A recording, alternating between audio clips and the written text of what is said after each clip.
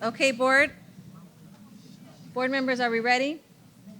So we can start the meeting. It's 5:30. 5:30. Okay.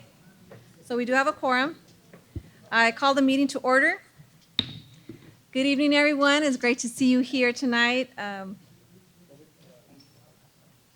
So we'll go ahead and go to 1.2.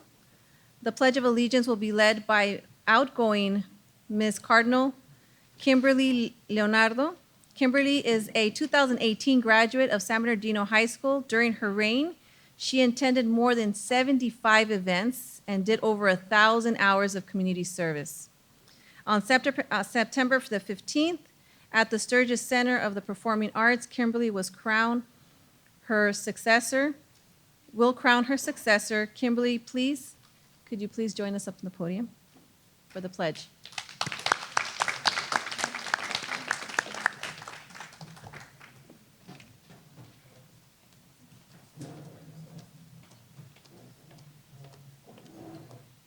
Please place your right hand over your heart. Ready, begin. I pledge allegiance to the flag of the United States of America and to the republic for which it stands, one nation, under God, indivisible, with liberty and justice for all. Thank you. Thank you so much, and thank you for your service. That's amazing. You could easily be a school board member with all the hours that you're putting in. So thank you so much. Also, with the 1.3, adoption of the agenda. Are there any changes, Dr. Wolkemer? No? Okay. Second. Okay. Any discussion? If not, let's go ahead and call for the vote. All those in favor say aye. Aye.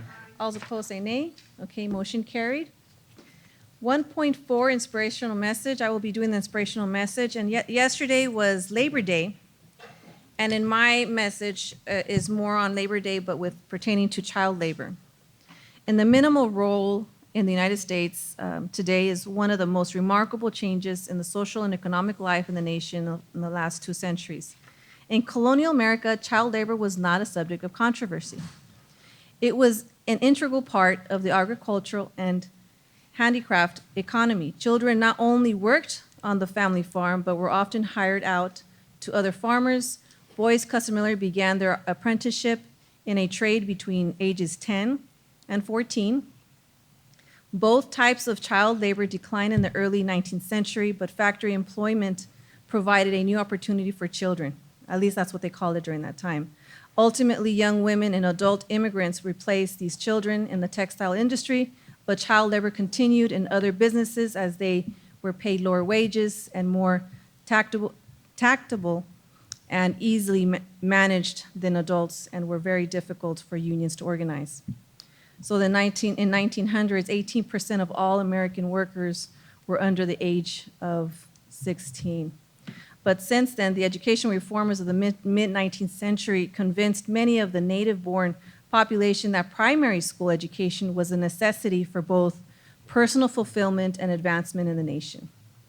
This led several states to establish a minimum wage for labor and minimal requirements for school attendance. When you look at where we're at right now, we have in our school district, and we're climbing there, we're in the 94% or 95%, I believe, close to, of attendance rate. Right, just under 90. Just under 95, and so we're doing great things, and the whole point is that what was acceptable back then is definitely something that we're striving for our children now. So that's just, I wanted to give that little viewpoint of history of how it was for children back in the 1900s, 1800s, and 1900s. So I'll go ahead and move to 1.5. That was quick. Swearing in ceremony for 2018-19 student board members.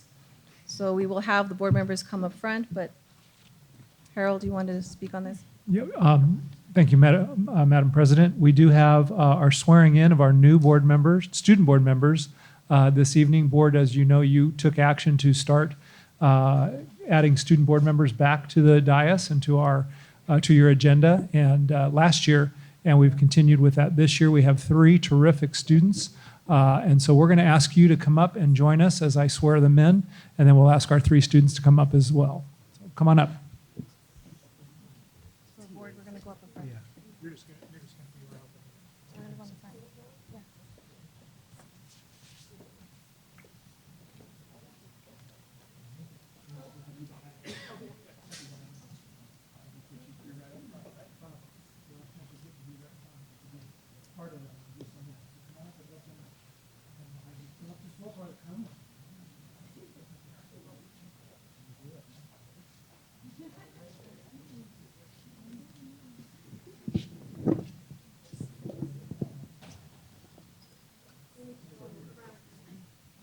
up a little closer to me, Casimir.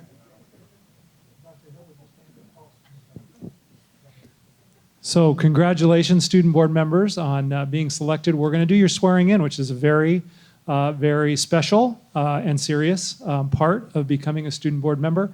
The oath that you're about to take is the same exact oath that our elected board members take, and it's administered to virtually every government elected position there is. So I'm going to ask you to raise your right hand and repeat after me.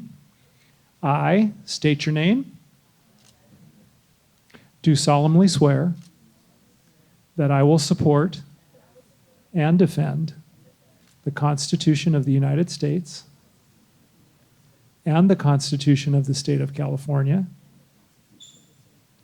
against all enemies, foreign and domestic, that I will bear true faith and allegiance to the Constitution of the United States and the Constitution of the State of California, that I take this obligation freely without any mental reservation or purpose of evasion, and that I will well and faithfully discharge the duties upon which I'm about to enter.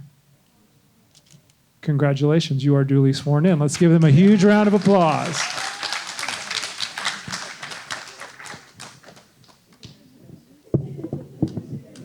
I think we need a photo op, right? Yes.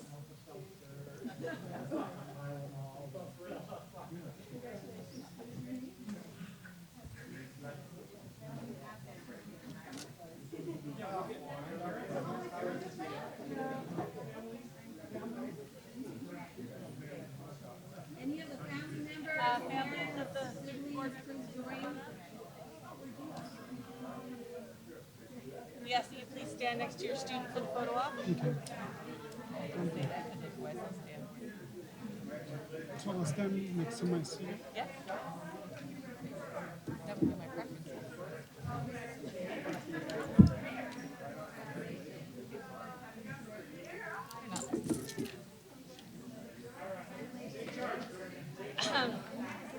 Ladies and gentlemen, board members, if I can get your attention for just a moment and we can get a final shot of our student board members with their families or teachers. No, they're not.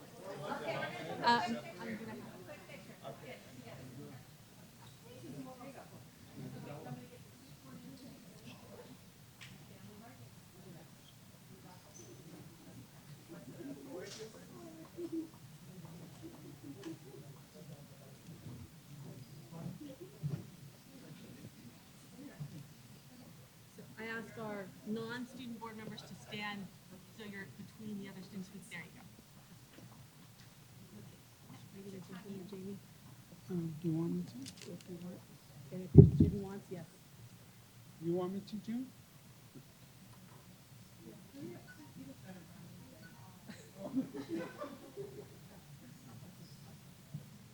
Okay, look this way and smile. One more.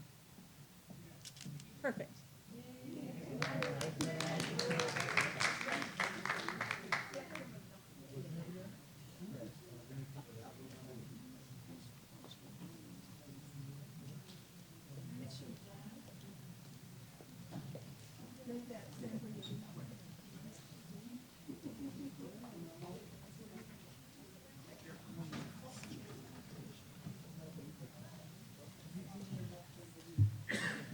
Oh, I see Natasha. Congratulations. It's exciting that we have 3 diverse voices on the board as well. Yes, Harold, by name, we can pronounce easier. Yeah. Okay, great. Yeah. So the request is to put one of the board members, the new board members, between Danny and Mr. Tillman and Mr. Gallo. Oh, he had to leave. Okay. So we're going to go to item 1.6, closed session, public comments. We will be adjourning to closed session. Before we do, are there any public comments? Okay, great.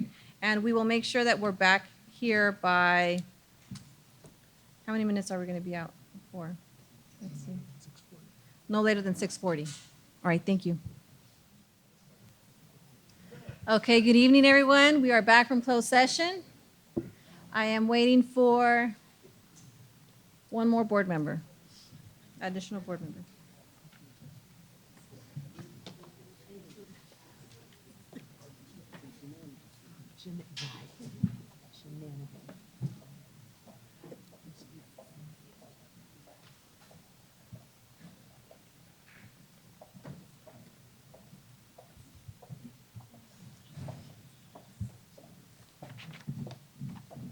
Okay, we will now resume from closed session.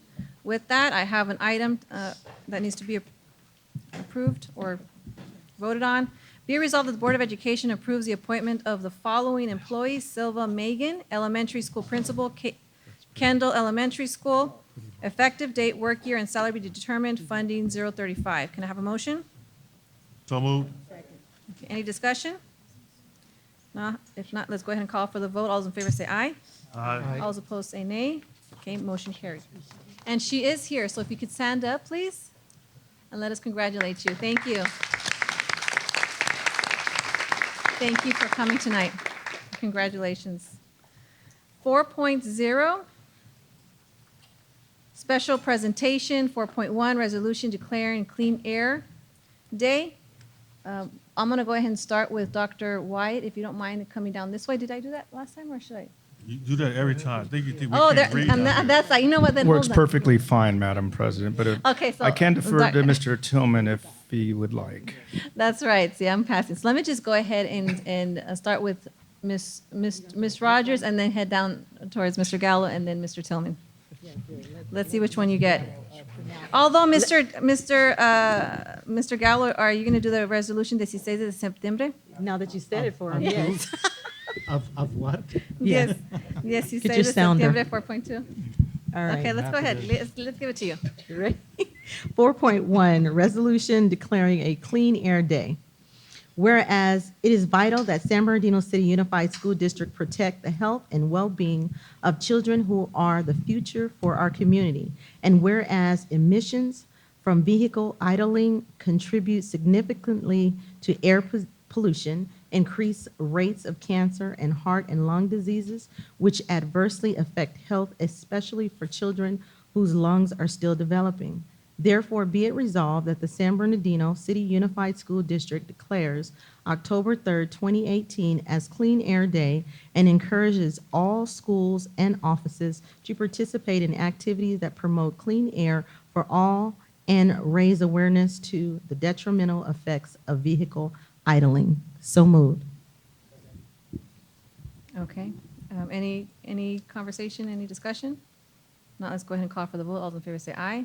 Aye. All those opposed say nay. Okay, motion carried. Mr.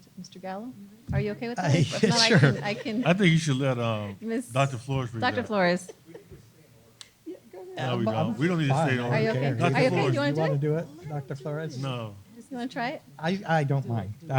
You can correct me if I mess it Okay, up. let's go. She's not Okay. going to do it justice. Resolution in commemoration of the 16 de Septiembre.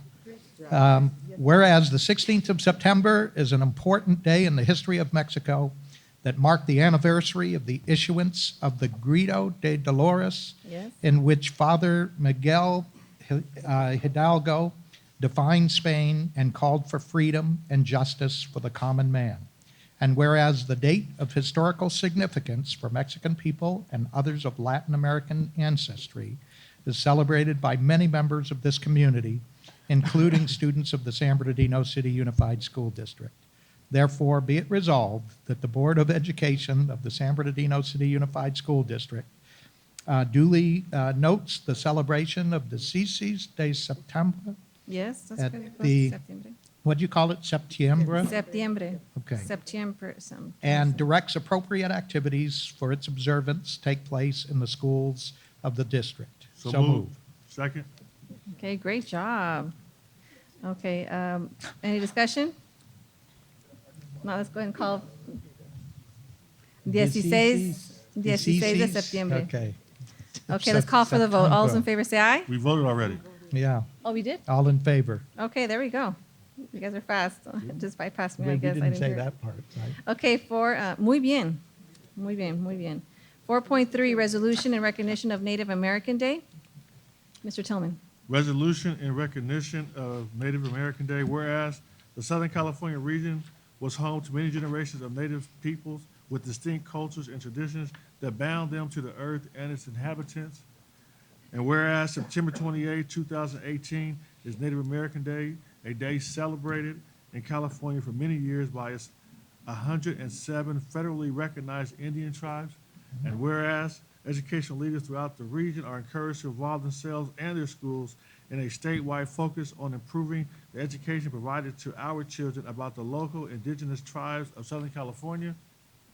Therefore, be it resolved that the Board of Education of the San Bernardino City Unified School District duly notes the celebration of Native American Day and encourages all educators to commemorate this day with appropriate instructional activities. So moved. Okay. Any discussion? No, let's go ahead and call for the vote. All those in favor say aye. Aye. All those opposed say nay. Okay, motion carried. I will do 4.4, resolution in support of California High School Voter Education Weeks. Whereas the right to vote is a fundamental underpinning of democracy, one that must be personally cherished, practiced, and championed as a civic duty, and whereas young people play a critical role in our democracy by helping to choose the people who will lead us and by voicing their opinions on the issues that are important to them, are more important to them.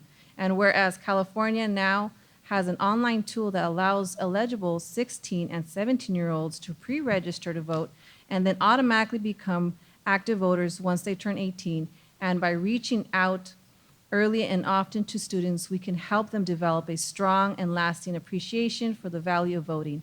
And therefore, be it resolved that the Board of Education of San Bernardino City Unified School District declares September 16th through the 29th, 2018, and April 14th through the 27th of 2019 as high school voter education weeks, and encourages district schools to participate in activities to help register and pre-register eligible students to vote, while encouraging others to become informed citizens and committed to becoming active voters once they reach voting age.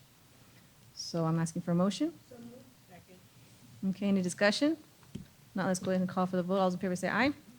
Aye. All those opposed say nay. Okay, motion carried. 5.0, student board members' comments. Welcome again to our fellow new school board members. Our 4 members have, and then we have 3 members that were actually sworn in, and we'll rotate 2 of them at each board meetings to sit at the dais. Today we have Casimir, Middleton, and Greg Wielder, but Greg was not able to be here, so if I can have, maybe you could just state your name, because Jim. Junalyn Parafina. How do you say that again? Junalyn Parafina. Okay. Parafina. So then we recognize and please step, well, this is for, I will start with Ms. Casimir. Would you like to say a few words? Yes. Hello? Oh, okay. I didn't know if you guys wanted me to move it or not.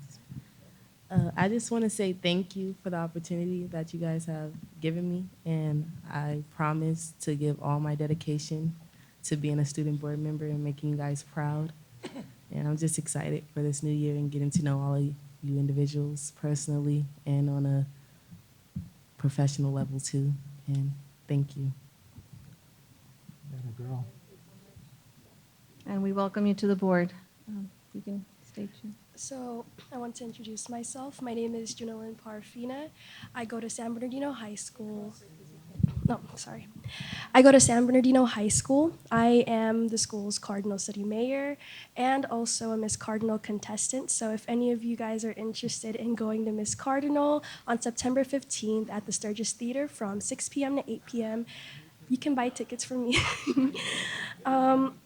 Also, I also want to thank everyone for giving me this opportunity to speak, and I'm very nervous right now, even though you guys might not see it, but I'm very thankful to have this opportunity, and thank you. You're doing amazing. Thank you. Thank you for that, and thank you for that public Madam- announcement. Madam President, could I Mr. just Tillman? encourage the student board members that your opinion is valued, so don't hesitate to speak up. You're here for a reason, and because it's important for us to get a feel for what the current students think and what the things that you guys want. So don't hesitate to speak up, and just if you go to the chair, who's Madam President Medina, and just make eye contact with her or Vice President Ms. Rogers, and Rogers. we'll make sure that Then we they'll make call sure you her. speak. And sometimes you have to talk over Mr. Gallo because Oh, look who's, yeah. It's sort of like Mr. Tillman is right now. All right, great. Thank you for that suggestion. All right, great. Okay, so we're moving to 6.0, public comments. This is the time of the agenda when Board of Education is prepared to receive comments from members of the public on any matter within its subject jurisdiction. And when recognized, please step to the podium, give your name, and limit your comments to 5 minutes or less. For public comments by 6 or more individuals on any one topic, the time limit is 30 minutes. Please monitor your time. Mr. Volkemer, do we have any blue slips? Yes, we do. President Medina, our first person, the board welcomes Chauncey Spencer, talk about a youth program in STEM focused on aviation and aviation history. Mr. Spencer. Thank you. Can I pass my brochures around to the board members? Yes, of course.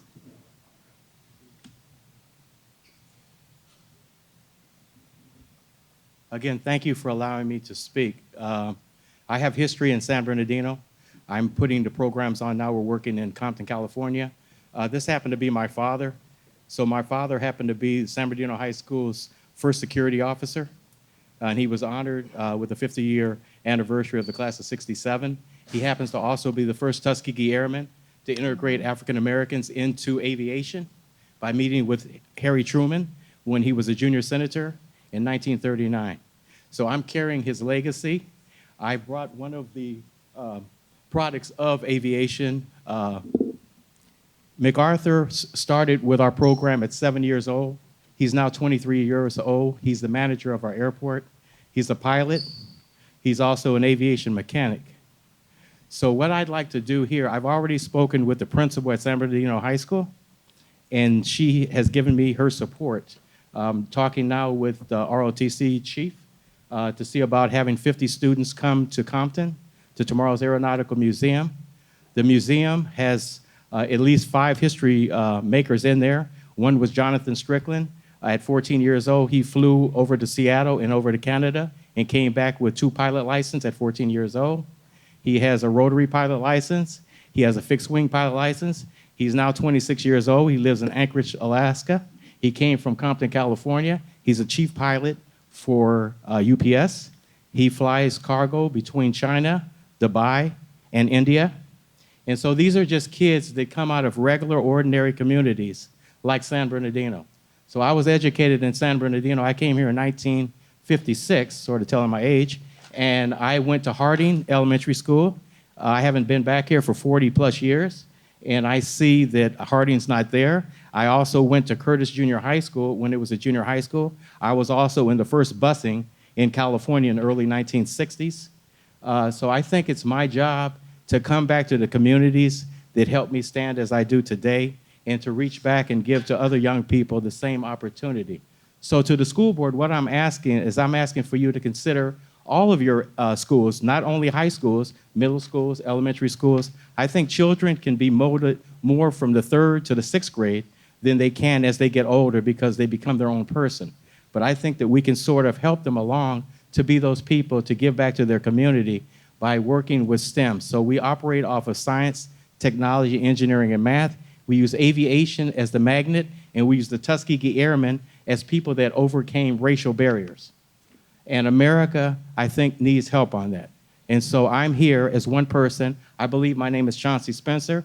I'm not an African American. I'm not white. I'm a human being, and I'm an American. And I want everybody to understand that when America gets there, then we won't divide ourselves amongst ourselves. And I think that's very important. And I would take any questions, and I would thank you again for the opportunity. Yes, Dr. Flores? Thank you so much. This is a great opportunity for our kids.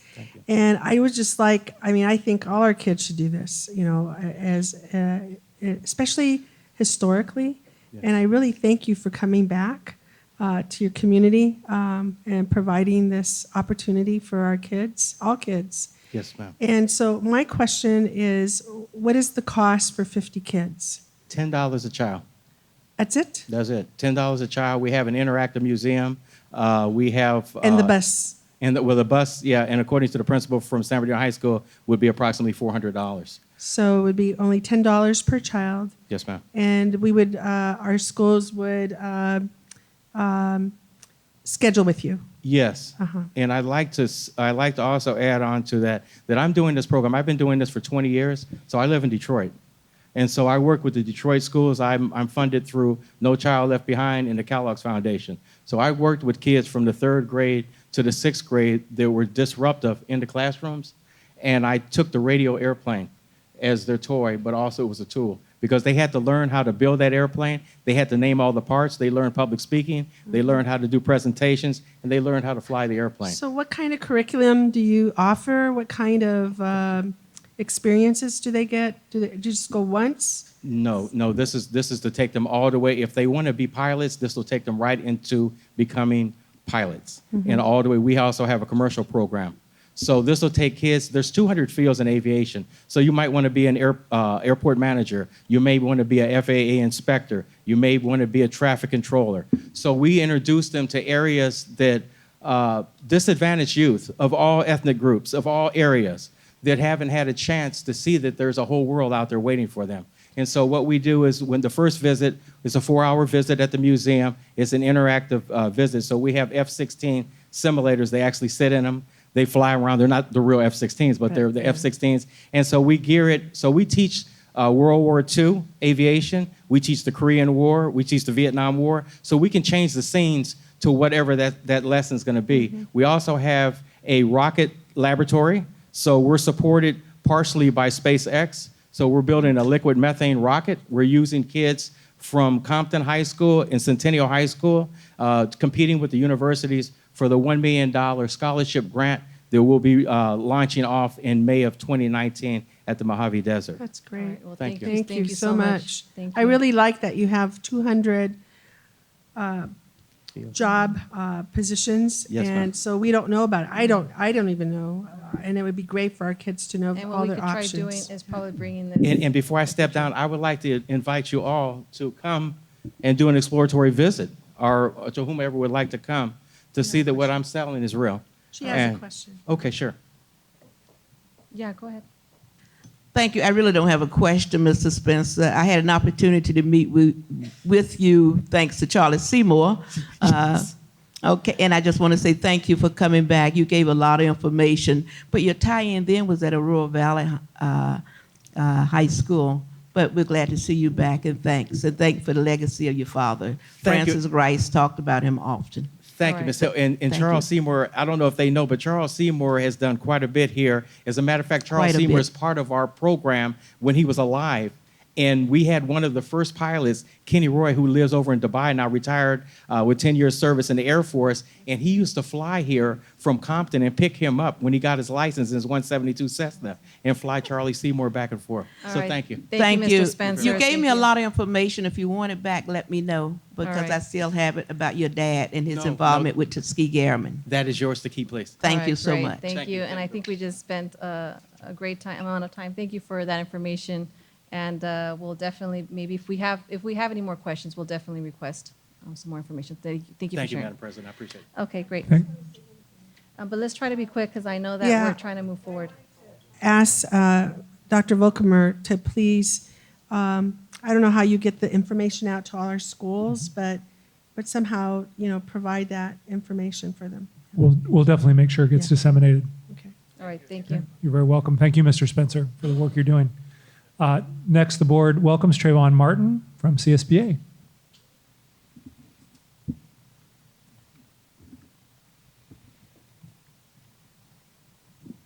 Good evening, President Medina, Vice President Rogers, Dr. Volkemore, and Cabinet. My name is Trayvon Martin. I'm the Public Affairs and Community Engagement Representative for California School Boards Association. I was supposed to be here at the last school board meeting, but I was doing a PACER retreat in Long Beach and got stuck in traffic for about 3.5 hours. So by the time I got back, it was about 9:30, and I saw that you guys were already adjourned. So I am here to bring you an update. So you probably received a lot of emails from me about CSBA's regional meet and greet that was scheduled for September 11th. The date has been changed to October 1st, 5:30 to 7 p.m. Same location, County Schools Office in Rancho Cucamonga. A flyer will be coming soon for that, and your very own Ginger Ontiveros will be one of the keynote speakers around Pathways. It was requested that I bring an update on 2 bills, and I have an update on several bills for you guys this evening. So AB 2635, you guys might know that as the lowest performing student group bill by Weber. That bill was passed and amended, and it was signed by the governor in June. So they have a low performance student block grant, which allocated $300 million to districts in California to support the efforts of the lowest performing student group. By the CDE's data, that is our African American student group.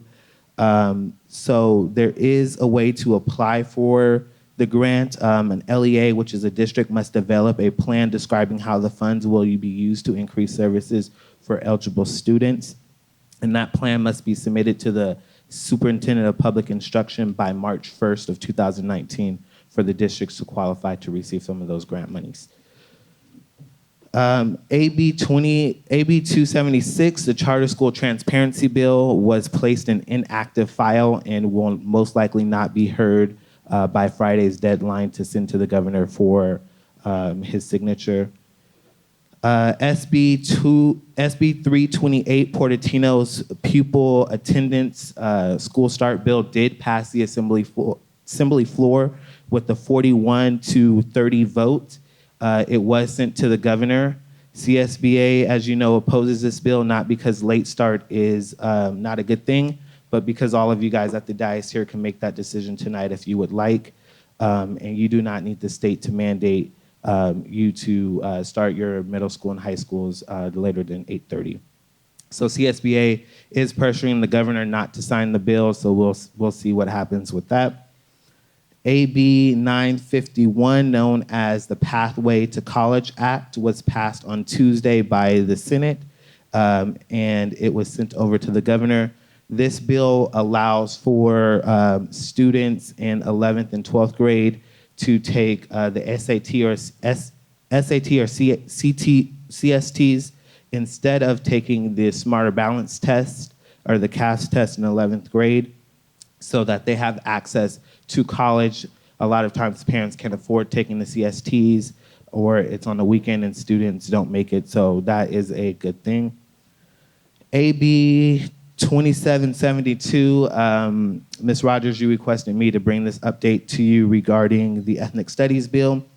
This was passed by the Senate and the Appropriations Committee, which removed the unfunded mandate of the bill. So now the mandate is gone. CSBA now supports the bill, and the governor is expected to sign the bill. This allows districts to offer ethnic studies as a graduation requirement, but the bill now authorizes the governing board of the school districts to apply for a California Department of Education grant to fund semester-long or year-long courses in ethnic studies that the governing board will require each pupil from 9th to 12th grade to take in order to graduate high school. So if you have any questions, I will take questions now. All right, great. I will bring you an update on other bills. If you have any other bills that you would like to know about, please give me a call, or shoot me an email, or shoot me a text message, and I'll be glad to come back to you all with an update on that bill. All right, thank you so much. Thank you, Trayvon. Thank you, Mr. Martin. The board welcomes Vincent Fawcett, who has a thank you to extend to the board. Yes. Thank you very much, board. I say thank you because I could wear 5 different hats in this community. But today I wear the most important hat to me, and that's being a father on this day. San Bernardino Unified School District hired my daughter. And she works at Rio Vista Elementary. And she's a teacher there, and she teaches special education. Wow. She received her master's in education last week from California Baptist University. And you guys hired her. I'm happy. So for one major reason, I no longer have to give her any money. Thank you, board members, for hiring my daughter. I love her. Please, and she's going to do a great job. And just thank you.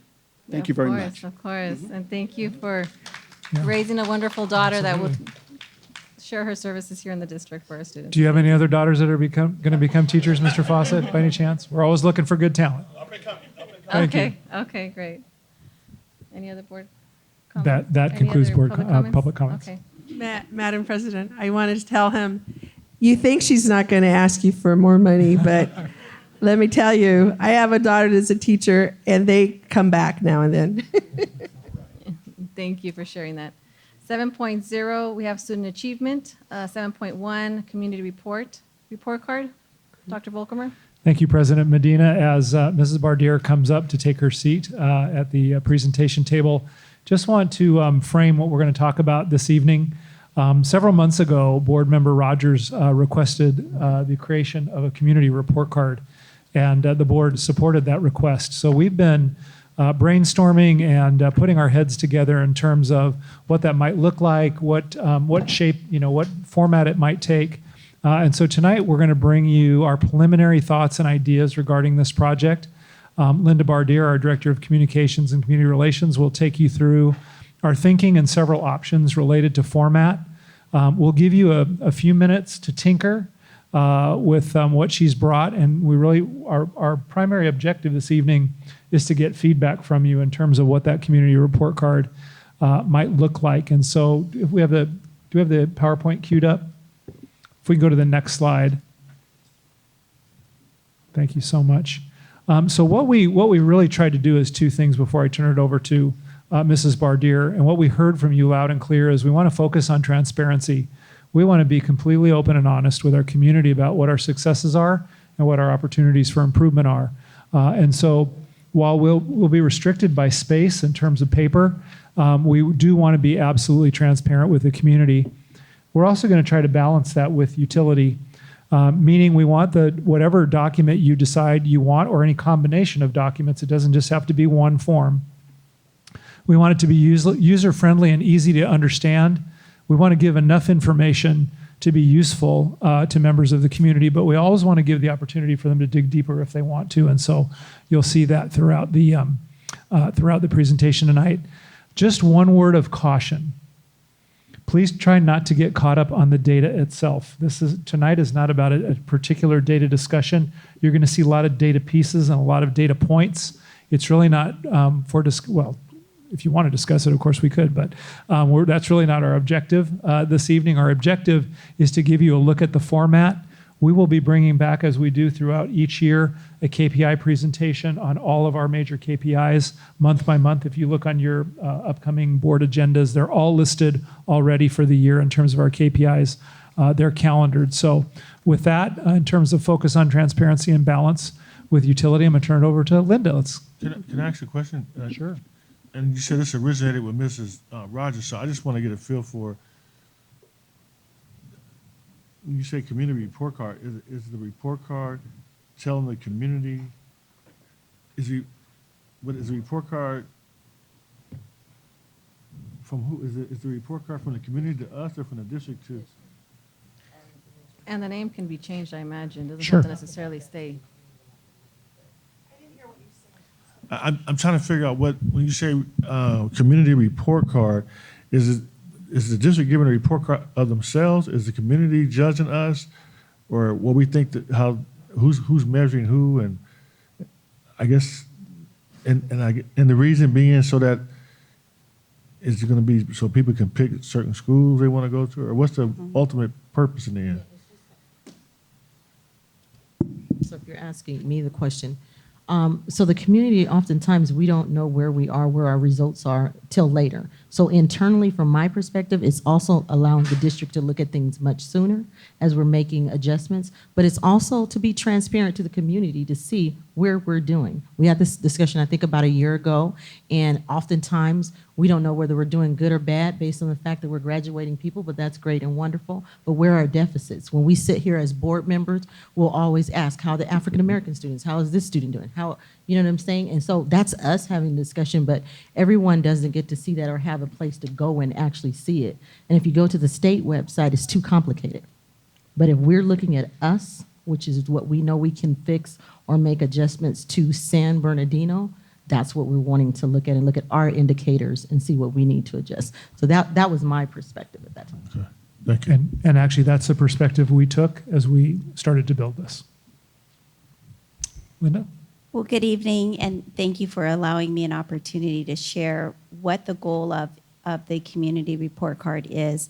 We really wanted to set out to improve communication to our stakeholders, and as it was stated earlier, it was prompted by a request from the board. We want to provide accurate, useful information on a regular basis from the district to all of our stakeholders.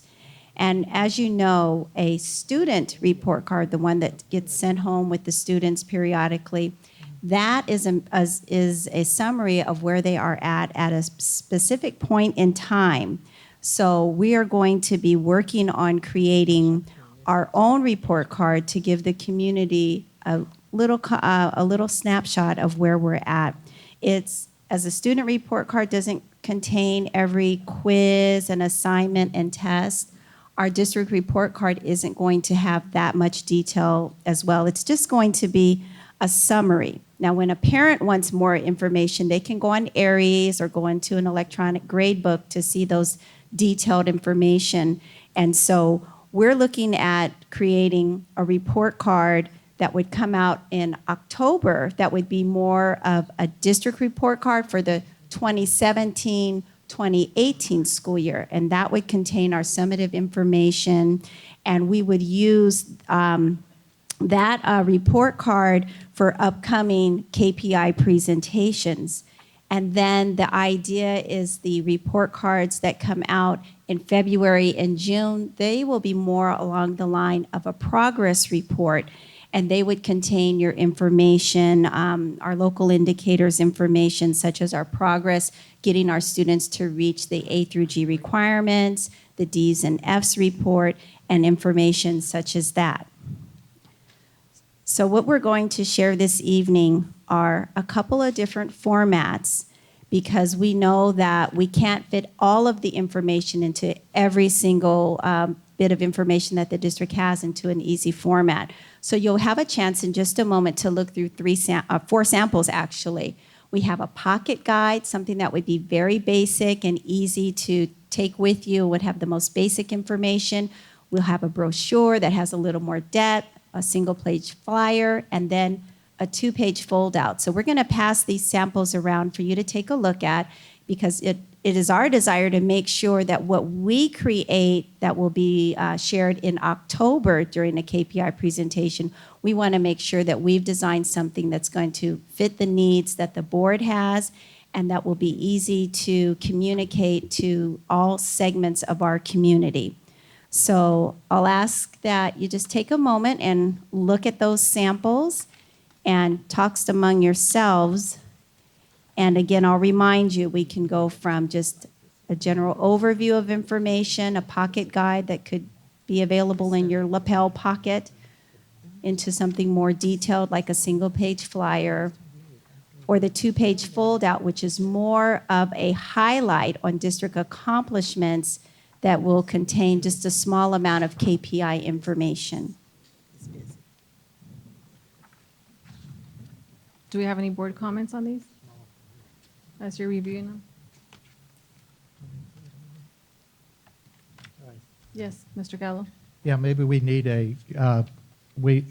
does a magnifying glass come with this or something? I'm not, just kind of kidding. Some of the fonts are really small. Even with my glasses, it's hard to read some of this, but it's really cool data. I like the look of it. In fact, it'd be nice if we actually submitted these or had them mailed with our report cards to students. And this kind of goes with it. In fact, it'd be kind of neat to have the students' report cards be kind of like these, you know. I don't know if we can ever do that, but I like it. I think it's creative, it's, you know, catches your eye, and I really like it, Linda. Thank you. Any other board members? So, Mr. Gallo? I mean, Mr. Tillman? Hold on. So it's not so much a report card as it is like a advertisement piece? Mr. Tillman, if you're looking at the two-page fold-out, Right. this is the one format that has more of district highlights on it and not as much information that relates to our KPIs and other local indicators. The other three documents are a little more heavy on the data, and as Mr. Gallo observed, the font gets very small as we try to add more important information. Madam, Yeah, just, and I'll finish. I think, you know, what I hear from parents, when parents are making choices about where their kids fit in terms of a school, or, you know, even now, a big thing we're doing now is with the career pathways that we're doing, and, you know, navigating what schools have special services, whether, you know, when to apply for, like, you know, to get into Richardson and Rodriguez and Middle College, and, you know, significant dates, you know what I'm saying? And then maybe actually showing something that has a list of, or, you know, maybe if we had something electronically that go along with it, like have a website they can go to that would expound on some of this stuff. We could certainly include like a QR code or just a web address that people could click on, and it would take them directly But maybe even to an the app, website. where Yeah. they could download an app and then get some of the information they want in terms of, you know, what day to enroll, that kind of stuff. I think that's the kind of stuff people are looking for. And I really think we should list the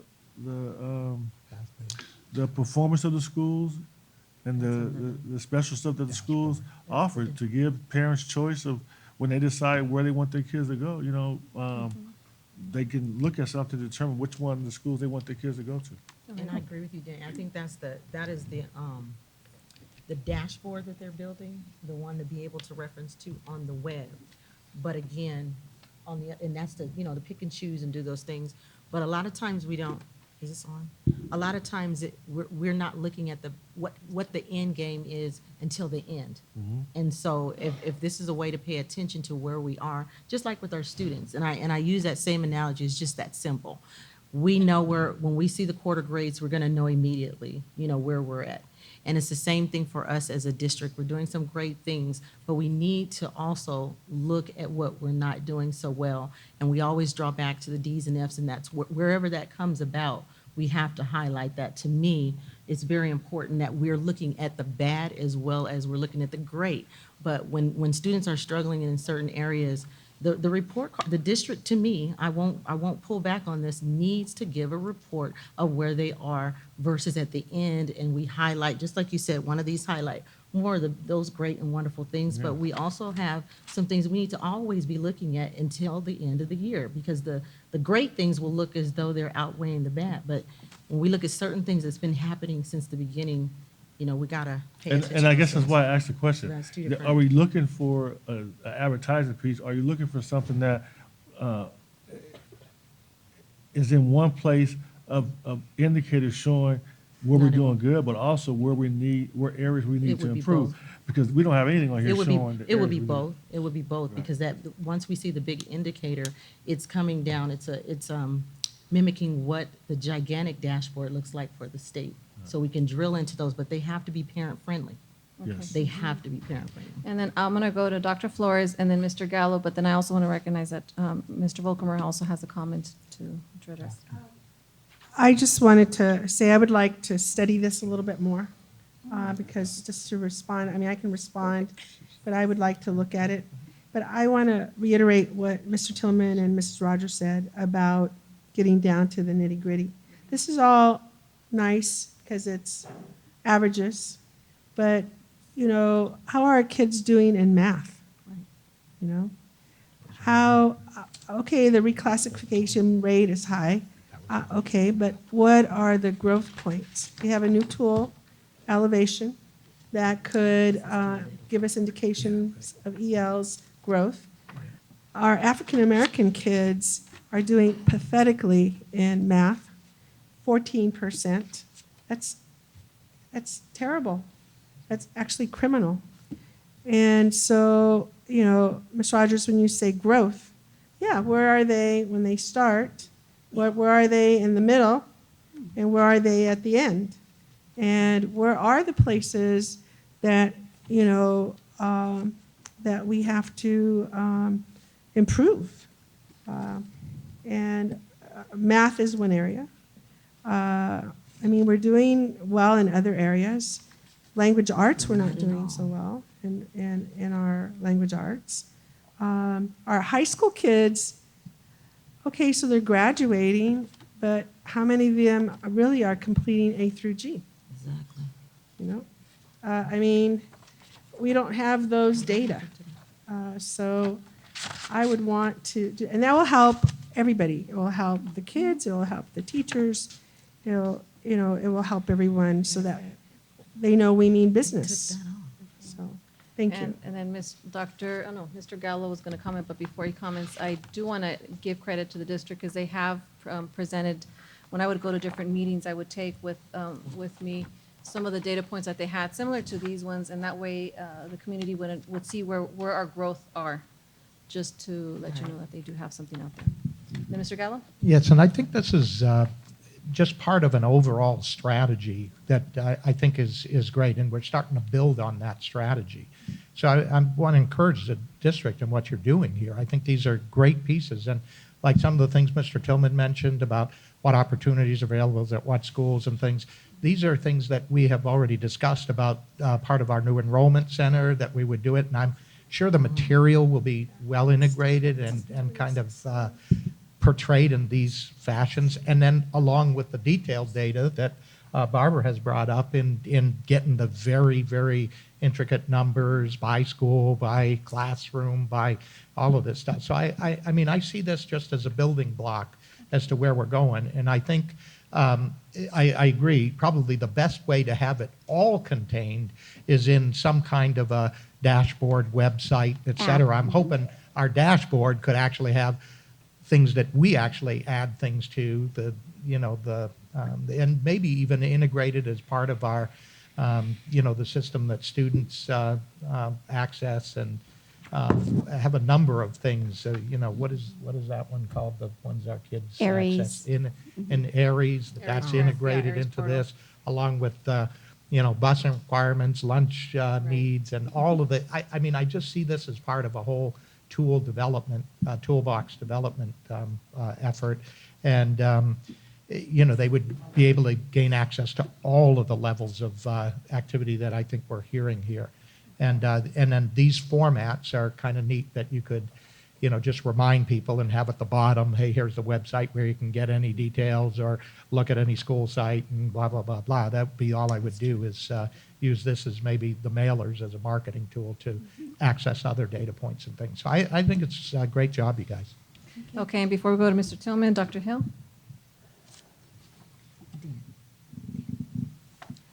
Thank you so much. I like this, but I also would like an opportunity to look at it closer. But when I look at a lot of percentages and figures, it always reminds me of closing the achievement gap. And that's a whole meeting for me to talk about my feelings about that. What I really like to see, more branding. For instance, we had 3 students who graduated from Pacific High School, went to work making $30 an hour. And do we know about that just out of high school? How often does it happen, around the country? We have students who are at UCLA, Spelman Morehouse. We do not identify those, so I just like to see more stuff so parents in the community can take a look. Everybody seems to think San Bernardino students end up at San Bernardino Valley College, and that's not the case. So they need, if we could just do something to say, this is where our students are going after graduation. And we do not spotlight the good stuff. The bad stuff's gonna always be there, but so will the good stuff. So if we're gonna spend money and energy And if we're going to put out documents, let's spread more joy than anything else. And I'm not saying there's nothing wrong, but you know, I don't necessarily need to know that Roar, Cajon, San Bernardino, and San G, they have graduation rates above 90%. You know, everybody should be at 100%. That's what we're striving for, but we should all know that. But I think if we talk about the 90% and where are they? Where are they going and what are they doing? We have a young man who's come back to Cal State as interim vice chancellor, graduated San Bernardino High School. Did you know that? You know, and those are the things I think we need to share, because then students can look and say, you know, that's where I go to school, or I know someone, my mom and dad or what have you, but we just need to spend more time talking about the good things our kids are doing. So I would like to see more of that. It might be another whole brochure, but I'm hoping we'll get there. Thank you. All right, thank you. And then also Mr. Tillman, after Mr. Tillman, Dr. Scott White. Yes. So I guess like on this one here, where it says status is very low and low, and what does that mean? What does very low and low mean? This is from our state dashboard. And again, remember, this information hasn't been finalized for the 17-18 school year. But what we're trying to do is transition our community into the language that the state now uses for measurement. You know, we're not talking API anymore. We're now talking the CASP and these different tools of measurement. I guess because we're looking at finalizing something. From my perspective, I'm on the school board. I guess that just shows how bad I am. But I don't know what low and very low mean. Is that good or bad?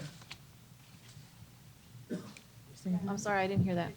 It's low. So Is low and very low good or bad? they're both bad. The state has transitioned its accountability system to kind of 5 pie charts that are color coded.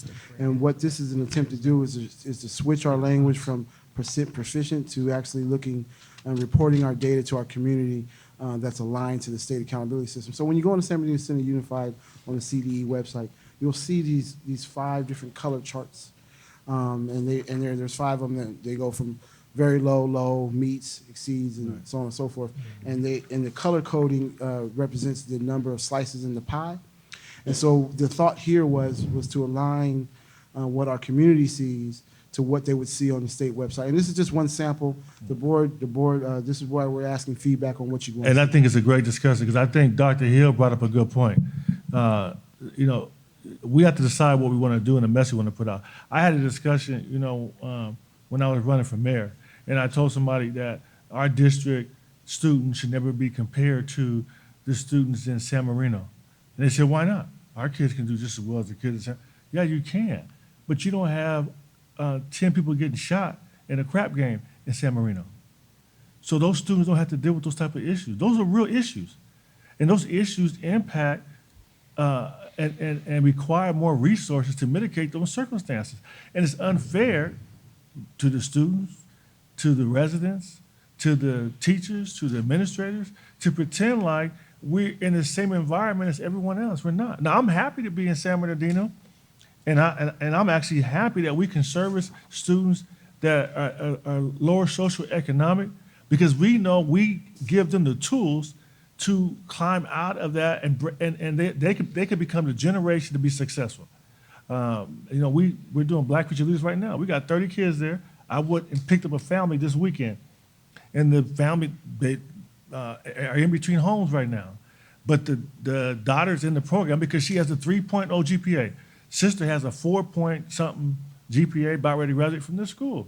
So those are success stories. So I agree with Dr. Hill. We have to be careful about what the purpose of the document is. Is the purpose of the document to, and if you're going to show negative numbers, you have to somehow put it in perspective. I don't think it's fair to ourselves to say that, compare ourselves to other districts that aren't like our districts.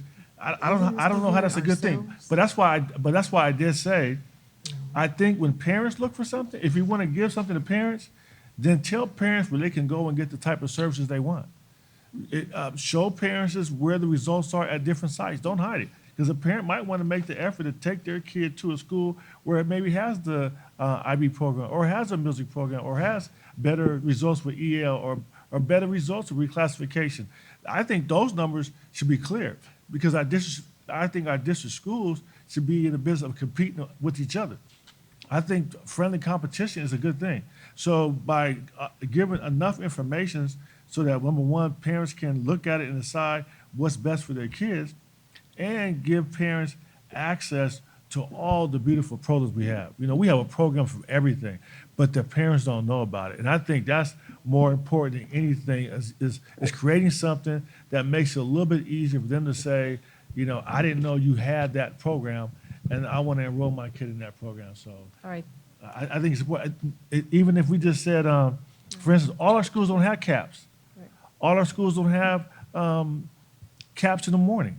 That's what matters to parents. They might want to put their kid in a school where they can have a situation where it's free to drop them off in the morning and have before school and after school caps. We don't have that anywhere where it's easy to access, but that's the kind of stuff that empower parents to help their kids be more successful. And I think that's more important than anything you want to call a report card. Just create something that informs the community and our parents to help make their kids more successful. All right, and Dr. Volkermer, can you say Thank- something? yeah. After Dr. Volkermer, Scott, Dr. Wyatt. Thank you, President Mead. I just wanted to remind the board that these documents do not and will not exist in isolation. I'm looking at Linda, she's smiling. The district and communications department produces a number of different documents that highlight special programs, the choices that parents have for program. We have the lottery. It all goes out to parents. They get that information. We can probably do a better job. We can always do a better job of singing our own praises and letting people know the great things our graduates are doing, some of the amazing programs we have as we start to build out to a greater extent our career pathways. But there are a number of different documents that already exist that accomplish a number of the things that the board's talking about. Probably we're placing you at a disadvantage by not having them for you so you can see them in relation to all of this. We were just trying to say if it was a community report card you were looking for, what can we give you that will satisfy that need? All right, then, Dr. Wyatt.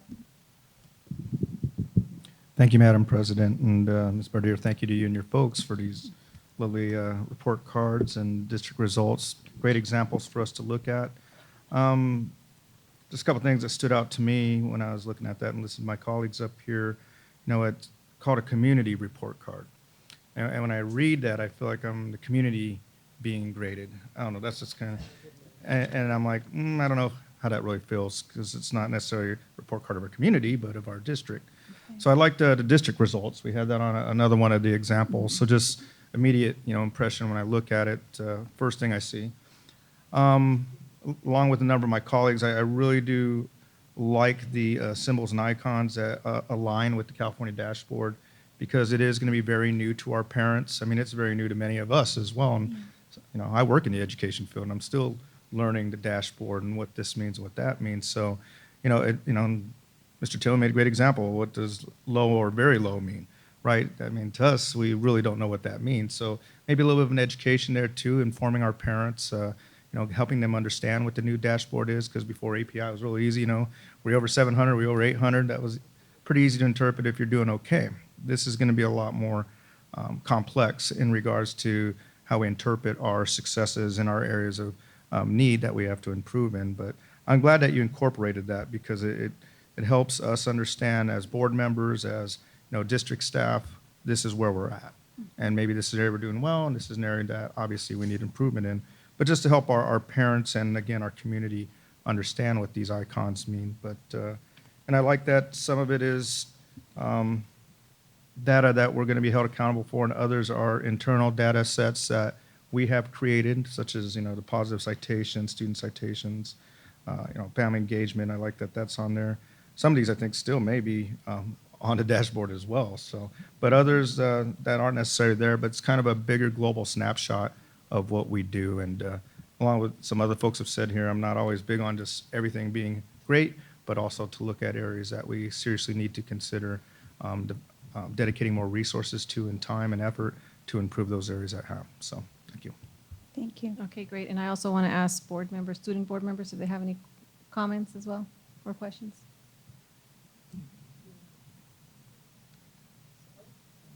Press it. There you go. Hello? Okay.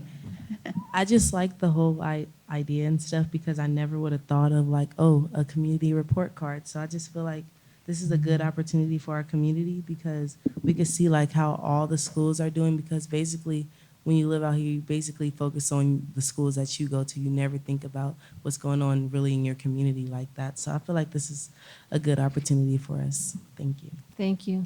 Yeah, fellow board member. I also agree with her. I really like the idea of the community report card.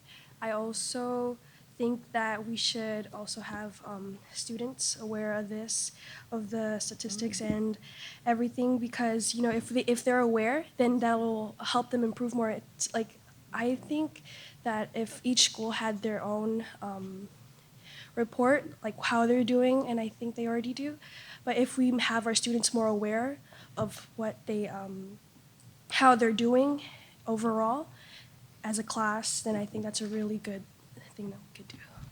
Thank you. Any other further comments? Just to No, yes. clarify, I feel like I'm hearing that some of the data that has KPI information and our local and state indicators, and maybe something that has some of these highlighted information, spotlighting success stories and opportunities and programs at certain schools, maybe my team can find a way to combine these two pieces of information for our October report. Mr. Tillman? I just think you have to have perspective. Yeah. You know, when we were doing the other type of testing, we were excited because we had all gotten all the schools out of the yellow and everybody was into the green and everything was over 800 or 700. So we had went from being in the low 300s to the over 800, and then all of a sudden they reset the test, and you went from being, you know, close to proficient to, they said, now we changed the testing, so now everybody across the state is a whole lot lower, and almost no one is proficient, but somehow that story has to be told. It has to be told that almost no district is even 70% proficient, no matter what district it is, because they changed the whole way they tested. So, you know, somehow you have to be fair about the process. To me, the way they changed this new testing is not really fair. I know, and Dr. Hill says it all the time, you know, you got to measure by something other than tests. So she's been saying that forever, but we got the top half of the page talking about test scores. Yeah. So there's got to be some other way of measuring other than just test scores. Okay. All right, and we also have this student board member, Ms. Middleton. Oh, to follow up what I was saying, what Mr. Tillman said earlier, how like a friendly competition and stuff, like in elementary school, like we used to have like competitions with like the other elementary schools dealing with the test scores. And I feel like if students are more aware of like this report card, then they'll want to do better because who doesn't like to win? So I feel like everybody would be pushing themselves to do better, basically. And then we have the student board member as well. If you don't mind if she, go ahead. Okay. I just want to compliment on the fact that how easy it is for the report card to read. It's really, I think it's really easy to read, and how the letters are not so tiny that, you know, it gets very distracting. It's She's big. young to and remember it's- that. Yeah. So it's easy to read, and I really like how, you know, it's very eye appealing too.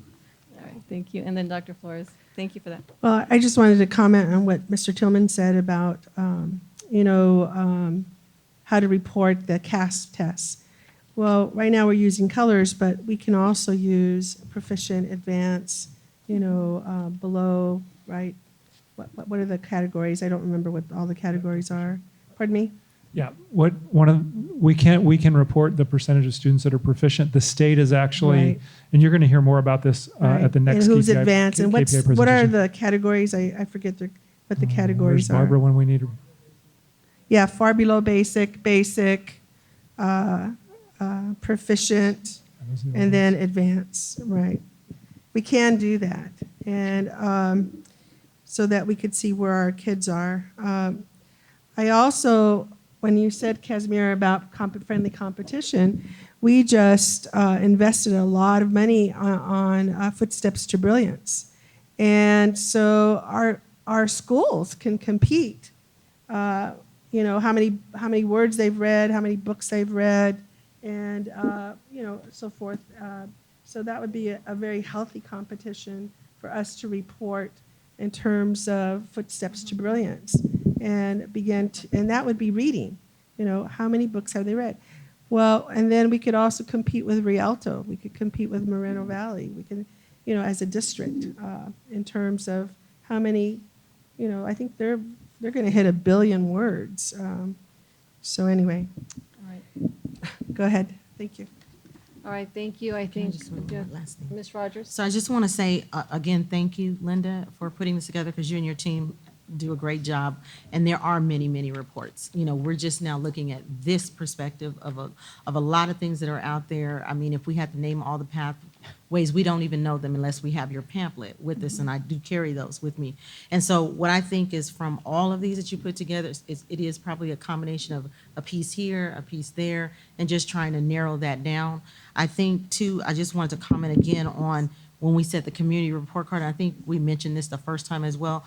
The community report card name might be something we want to look at, because I think I heard someone up here say, but these are our numbers. These are not numbers going against other districts or these are our own personal numbers, just like the county, for example, will give you the community vital signs, and then you break them down and you see your city and see what you're doing within the county. And that is the same model that the county uses. And you're able to, whether you're new here, coming here, from here, think you know, whatever, you're able to go and find this pertinent data, which is important to know and to see, along with the many other thousands of pamphlets that you do have. But maybe we will be able to maybe direct where those things are to better serve our parents that are looking for this data and looking for that information to help them make a better decision.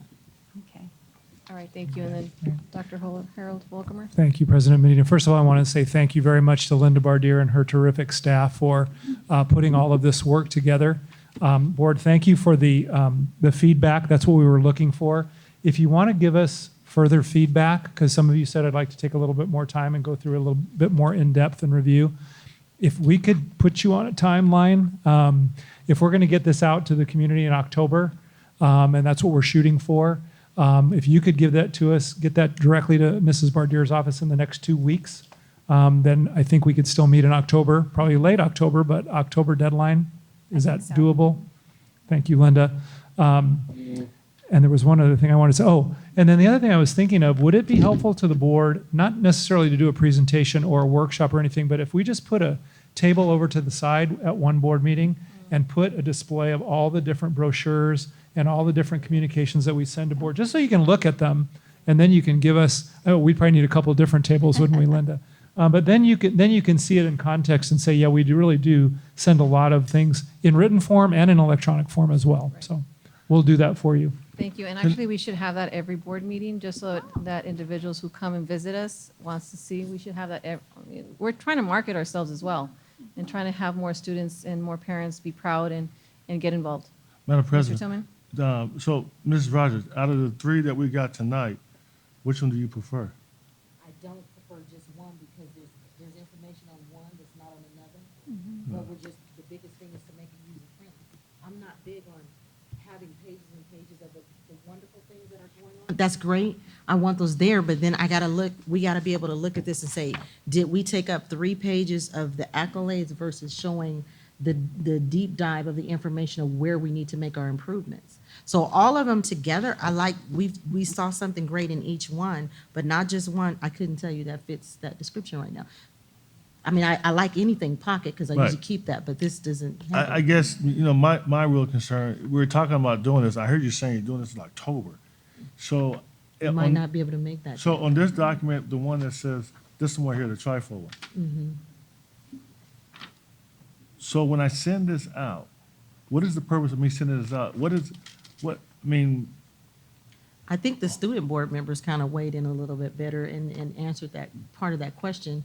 It's what do they need to see and know where we're at and what we're doing. So that's a good question. Is this for the students? Is this for the parents? This is for the community? community. Yeah. This is for us, and we should know it first, but it's for everyone. This is about us, not San Bernardino County, not Rialto, just us, our data. Well, and I guess this is the thing for me. We know we have schools that we have categorized as TIG, we're giving additional funding to. So we know what schools those are. But how do we benefit, or how do parents benefit by this overall page that says low and very low on it? I don't know if we're gonna say that, but I know if it's mirroring, if they go on the state website, they will see that anyway. So I don't know if how we're gonna highlight that as opposed to what we're trying to educate parents to be able to read and interpret on their level. But I don't know if we're gonna say that. That's why they brought it to us, to see how we want it to read. Because to me, if I get something in the mail and wanna take over? it's a document with just an overall, then my first question is, okay, then where is my kid's school at? And is my kid low? And how do I find out? Do we send that, isn't that one, don't we send that type of data out if a school is not performing at a certain? No. I haven't got We that. used to, when we had the I don't API, know. the way Mr. Tillman said, we I would have a have the student. scale and, No, If a I have school a is student. not- We don't get anything. yeah. So should So I we or don't should we not? I don't understand how you benefit parents by saying all our schools are low, and some are very low. That's what this says. It doesn't talk about any of the successes at our school. And that's what we said. we But let need me to combine it. let me say this. Here's what the problem is. It gets back to the same thing I tell them all the time. We have teachers and administrators and classified staff that work 10 times harder than surrounding districts that have better numbers and results. And you don't make it better by saying, regardless of all the work you do, but regardless of all the progress you've helped these students make, but we're gonna go along with the status quo, which is not fair, and be detrimental to ourselves. What do I get out of doing this overall thing that lists the results for the results, and the only thing it's broken out by is ethnicity. It's not telling me what school is performing higher than another school. None of that. I don't understand. Why do I want to send this out as a board member? What am I getting out of this? What do you want? It's just exactly what you just said.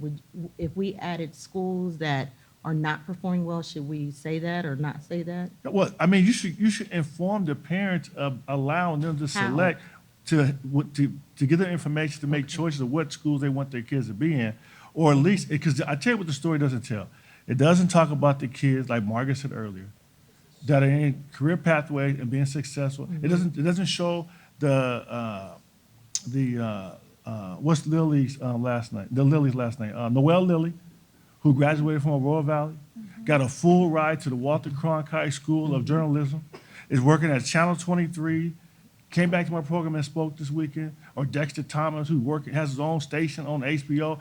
It doesn't show my daughter, Sierra, who graduated from Cajon and got a full ride at LMU and went to Japan for exchange, and all the other countless kids in our district that are successful. And the success starts, the more parents can do at home to help their kids be successful is more of a dictator of how successful the kids are going to be than anything else. So how do we help more parents understand what they need to do to help their kids be successful?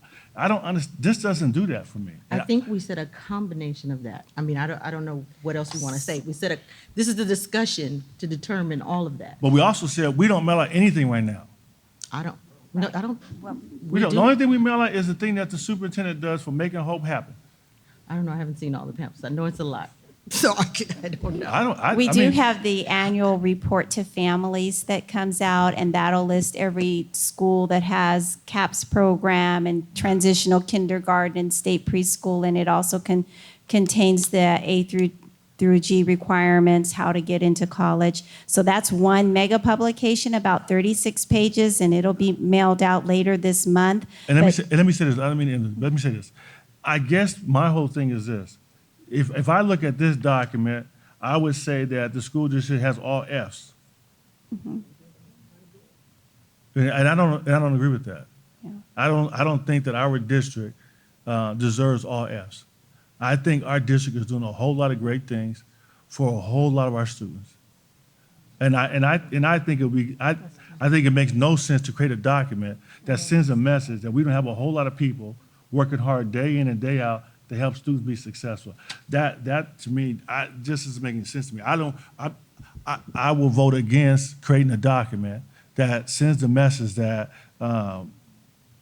we're not doing great things here in San Bernardino. Okay, so then I know we've had a long discussion on this topic. What we can do is have them bring some suggestions to us and then have samples on at the table so we can start looking at the many publications you do send out, because I know you have several types, and that we can look at that. We also want to look at the positive as well as some of the issues on where we need improvement, and we want to be honest with the community as well. And changing the name would be a good start too. Okay. Okay, so then I think that's it for right now, and we can move forward. Harold, Dr. Volkermer, did you have any additional comments? No other comments, just anything we do is subject to revision if we put it out in October.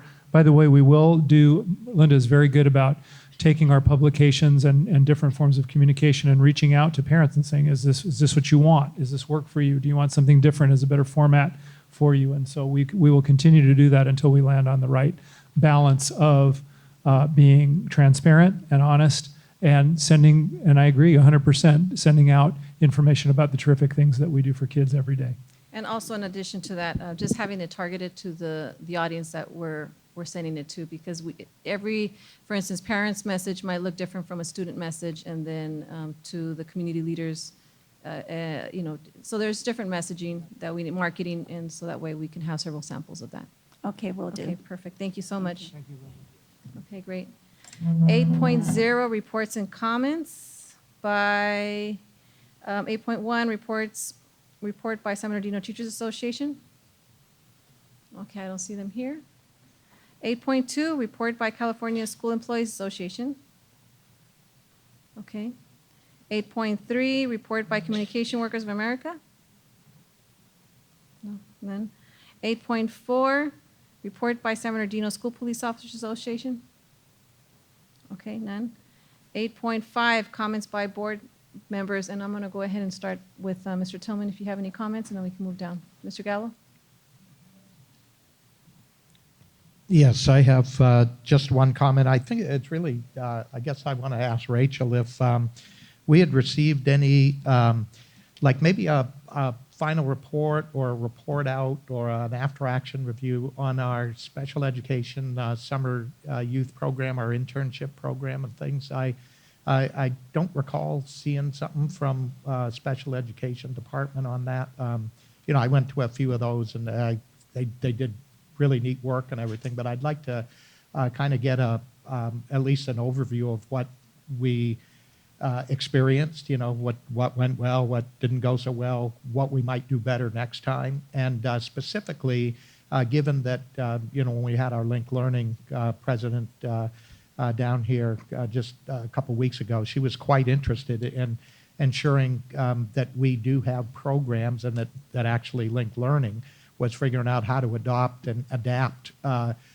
people of special needs, other, maybe non-traditional students embedded into that whole program and things. So it'd be really nice to be able to showcase what we had done with our summer program and how we're integrating that into our whole career pathways and internship programs, and not only within our district, but within our employers out there in the region and stuff. So I guess the real question is, did we receive a report, or do you have one? And I'd like to see it. I don't know that we need a special presentation to the board or anything, but I'm sure the other board members might be interested in hearing about that and things. Just again, I don't want to create a lot of work, for somebody to do, but I also want to make sure we don't lose that, what happened, and then how we look at continuously improving that and making it a regular integration of our students, our special education populations, and maybe other youth, that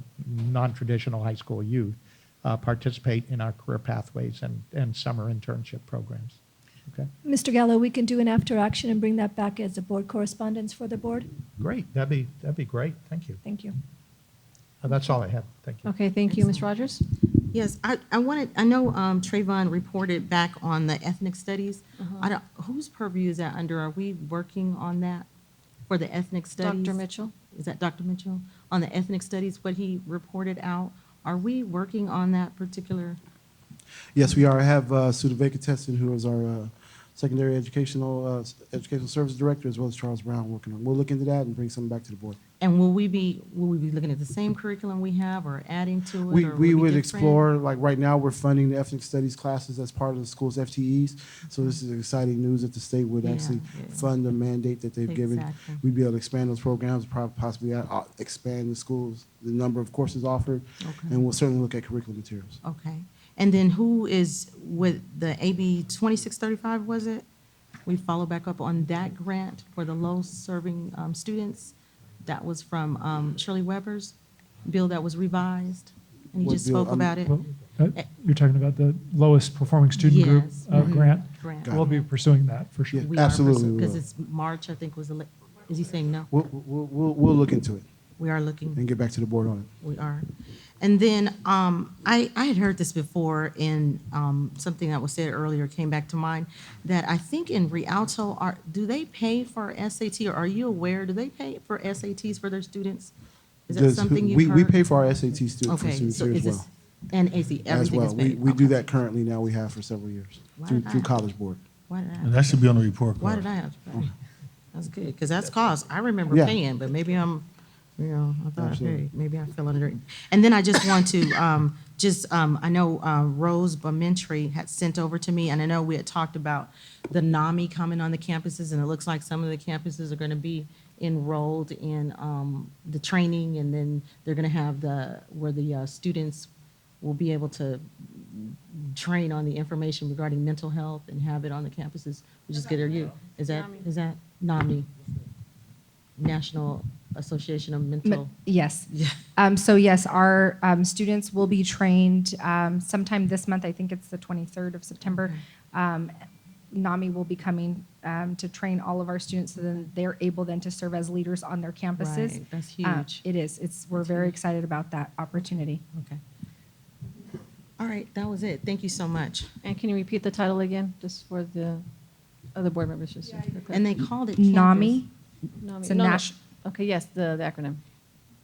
You're asking for. Yeah, what it means. It's the National Association of Mental Illness. Okay. And they're doing, right. Yes. And then I think, Dr. Mitchell, this might be on your purview.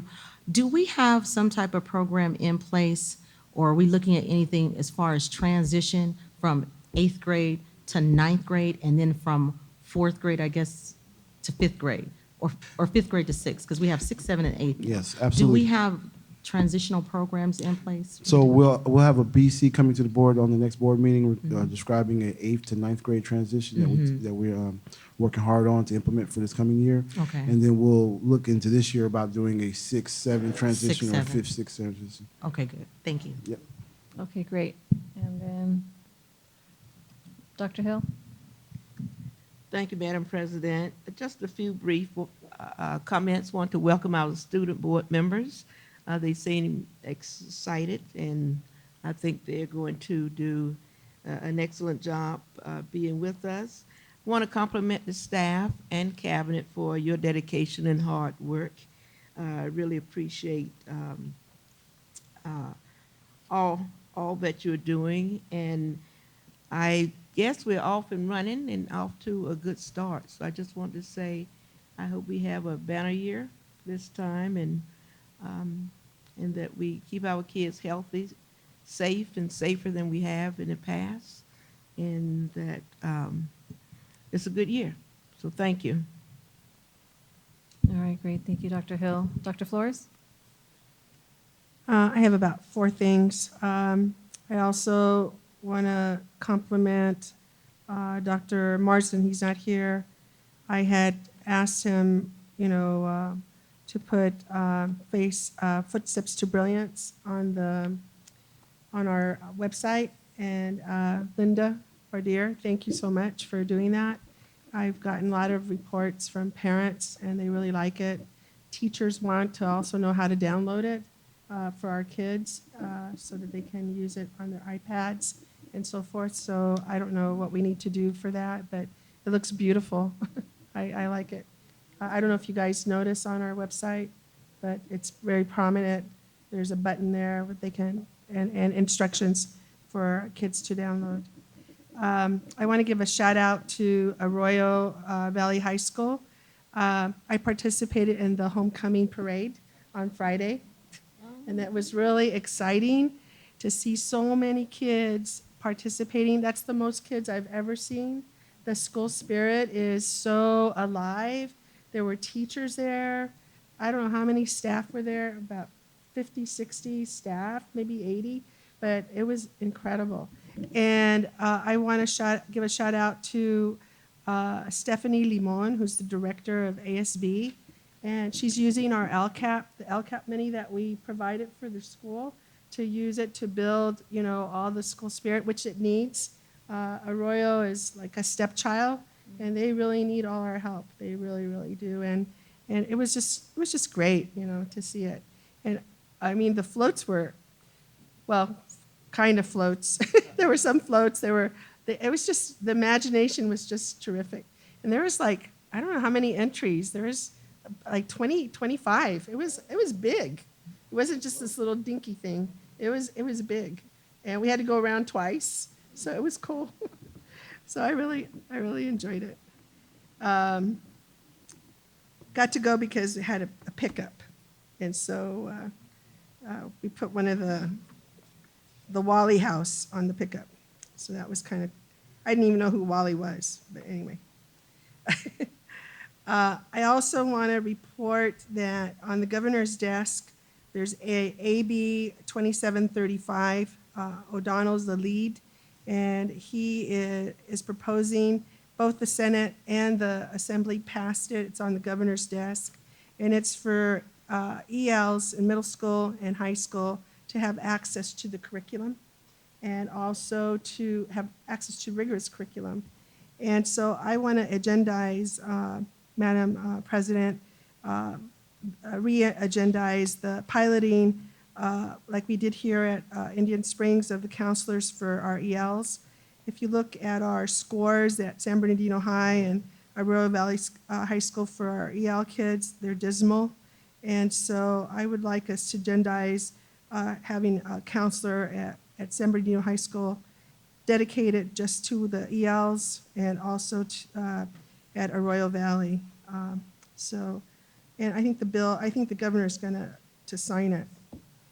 Lastly, in honor of the Hispanic month, just like you read about child labor, Madam President, I would like to share that there's a book for our ethnic studies, 500 years of Chicana women's history, Mexican Chicana history, and it's 500 years.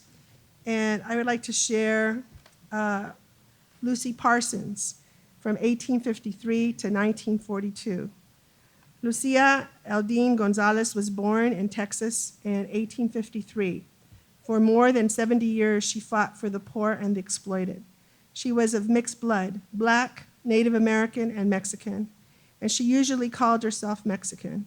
At age 16, she married Albert Parsons, and they moved to Chicago, where they became involved in fighting for worker rights to an 8-hour day, terrible living conditions, and the repression of unions. So she was at the forefront of fighting for workers' rights in an 8-hour day. On May 1st, 1886, Albert and Lucy led 80,000 workers to launch a march and general strike. And unfortunately, they led a strike against police brutality, and a bomb killed a policeman and 8 innocent men were arrested. And among them, her husband was arrested and hanged with the 3 other leaders. In response, Lucy toured the U.S. organizing thousands of workers. She was an inspiration, fiery and militant until her death. She also helped found the Industrial Workers of the World. Despite being jailed for her work, she believed in free speech. Lucy was a warrior of unlimited courage and commitment. So here is the Afro-Latina indigenous woman who fought for workers' rights and for the 8-hour day. Thank you. Thank you for sharing that. Dr. Wyatt? Thank you, Madam President, and I'll try to be brief.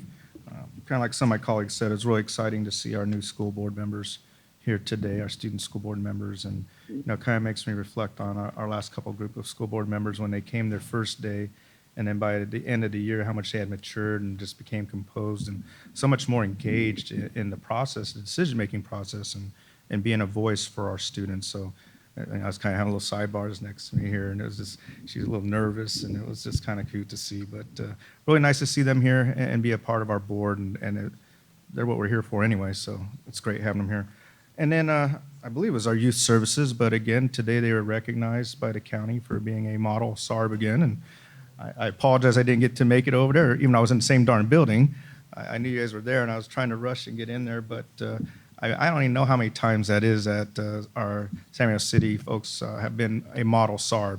I think it's like every 2 years since I've been here, and way before then. So they just continue to be a model and do a great job working with our kids and getting them to school. And we know if we could get them to school, they can succeed, and it's where they need to be. So congratulations to them as well. So that's about it. Saw some great football games these last couple of weeks, and I'm so excited that football season is back. And I've seen more of our high school teams now than I probably have combined in the last couple of years, so exciting to see, and just the sportsmanship out there I've been observing has been outstanding. So great job to our players and our coaches and our community. By So the way, thank you. Arroyo won 34-28. All right. Always nice to win the homecoming. I was about ready to ask Dr. Flores if they had a tiara for her as well as she rode around on the floats. But and I want to say about the floats, it's so nice to see the floats out there, because I think sometimes we get away from some of the traditions. And I know for Cajon, when my daughter was there, we built the floats in our backyard. So it's really great to see those floats and the effort what the kids put in them, because they are outstanding with their ideas and creativity. So I can't wait to attend some of the homecoming games and see what our students come up with. So thank you. All right, thank you, Dr. Wyatt. I'm also, for my board comments, it's just really proud to see how we've grown in including our students and having their voice incorporated within the board. So I'm really excited for that. So we're going to go ahead and go to 8.6, comments by superintendent and staff members. Thank you, President Medina. Just a few comments. Number one, I'm going to piggyback on Dr. Wyatt's comment about football. If you haven't seen our new fields, by the way, board, your investment has really paid off. They're not all done yet, but they are spectacular. I got a chance to go to Sanji's field dedication a couple weeks ago, and it's breathtaking. It really is breathtaking how beautiful the fields are. So thank you for that. We continue to rack up some real accomplishments. You heard that Arroyo won. Cajon beat Murrieta Valley, which is one of the other top-ranked teams in the Inland Empire, handily. They spanked them. Actually, that's two top programs that they've beaten. Their kids are just getting more accolades than we can imagine. Their quarterback, Jaden Daniels, is now the number 2 ranked quarterback in the country. He has more offers. Our guy from Cajon High School. He has more offers than he knows what to do with in terms of college scholarships. Darren Jones, his favorite wide receiver, is number 22 at the wide receiver position in the country. And Jonathan Perkins is rated number 7 in the region and among the top 25 outside linebackers in the U.S. I believe he's already committed to Oklahoma, which is a pretty significant program. So congratulations to those kids, their coaches, their teachers, their parents, obviously, everybody who's playing a role, but you play a role in that as well, board, in terms of all the funding that you've committed to athletic programs over the last several years. Want to recognize our very own Chief Joe Polino, who is receiving honors from the Consulate of Belize on September 7th, in recognition of achieving positions of honor and respect. He's also receiving the Cooperative Economic Empowerment Movement recognition on Saturday, September 8th, as the Educator of the Year, in terms of his core values of leadership, advocacy, integrity, and success. And he's going to have to knock out a wall, or put up a new wall, knock out a wall and put up a new wall. By the Rialto Democratic Club for the WHO, we honor ours award in recognition of his outstanding community service. So congratulations to Chief Polino for this very much deserved recognition that he's received. I want to spend a moment to thank and offer our appreciation compliments to our partners with the Golden State Foods Foundation for donating backpacks and school supplies to first graders at Muscoy Elementary School. Two things that have gone on in the last couple of weeks. We had our co-op meeting, which, as you know, we meet about 2 or 3 times a year with our SPTA representatives on collective work and joint problem solving. And those are always very productive meetings, as well as we had our first community cabinet of the year, which focused on LCAP and facilities projects, which you heard a little bit about not too long ago. And then by the way, Dr. Marsden I forgot to mention this earlier, I apologize. He is at the California Workforce Association conference. It says with Mr. Gallo, but apparently Mr. Gallo is playing hooky, so he could be here from that conference tonight, so he could be with the board. He'll be there through the 6th, and then next week he'll be at Ed Trust West and the National Association of Bilingual Educators Conference, Wednesday, September 12th through the 14th. And you heard Trayvon talk about SB 328, which is the Healthy Start Times bill for schools. If the governor should sign that piece of legislation, we're going to be well poised for implementation. We've done a lot of background work. We've had a great team working on this, and we would move from exploration to implementation in about a heartbeat. So that concludes my comments. Thank you. All right, thank you so much. Thank you so much. We're going to go ahead and go to 9. I have one more. I'm sorry. Okay, go ahead. It's a very important one. If you would please join me in wishing Janie Christakos a happy anniversary. It's her anniversary today. Oh, happy anniversary. Is it today? Oh, okay. Well, we're almost done. We're almost done. I know I've spent my birthday. I don't know how many times I've spent it here in the board meeting. So, okay. So then 9.0 consent calendar. Before we vote, are any items to be pulled? Do I need to do A motion first, then we Okay, pull. so the motion. So moved. Second. And then I Okay. want to pull 9.37 and 9.38. Any other items? Okay. going on. 9.37, 9.38. Which is the same ones? Yeah, okay. Just making sure. And that's it? That's all I saw. Okay, I'm going once, going twice. All right, let's call for the vote. All those in favor say aye. Aye. All those opposed say nay. Motion carried. Let's go to 9.27. 9.27. Okay, so can you put that in, we can hear you. I don't think the audience.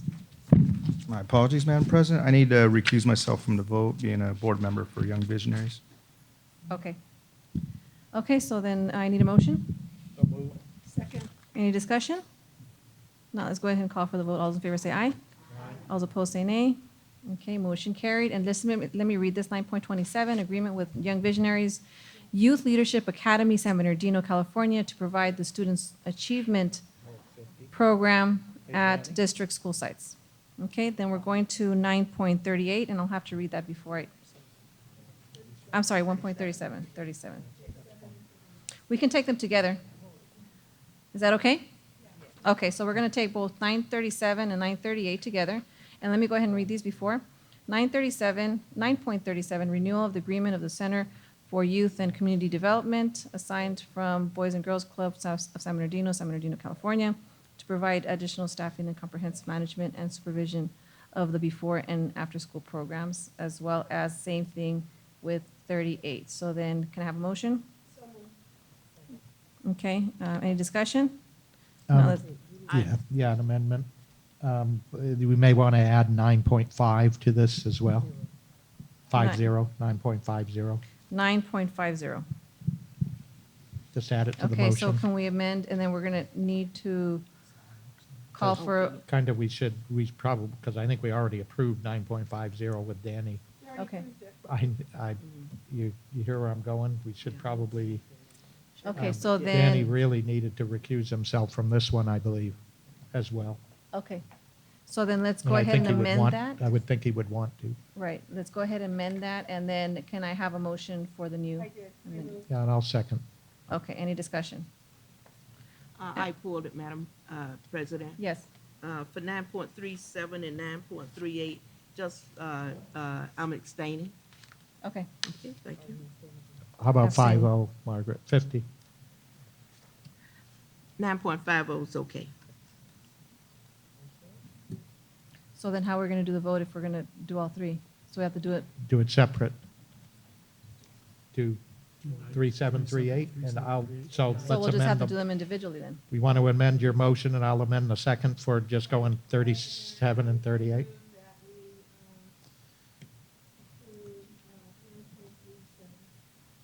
Okay. Yeah, I guess we're going to do that. I'll second, yeah. Okay, any discussion? Not, let's go ahead and call for the vote. All those in favor say aye. Aye. All those opposed say nay. Okay, and then abstain? Okay, I'll second it any again. discussion? Okay, if not, let's go ahead and call for the vote. All those in favor say aye. Aye. All those opposed say nay, and then all those abstain say abstain. Okay? Second. Okay, any discussion? Not, let's go ahead and call for the vote. All those in favor say aye. Aye. All those opposed say nay. And then for abstention, can you say abstention? Abstain? Okay, so then everybody supports that one? Okay. So then the motion carried on that one. Let's go ahead and bring back Mr. Tillman. So we can go ahead and head to 10.0 action items.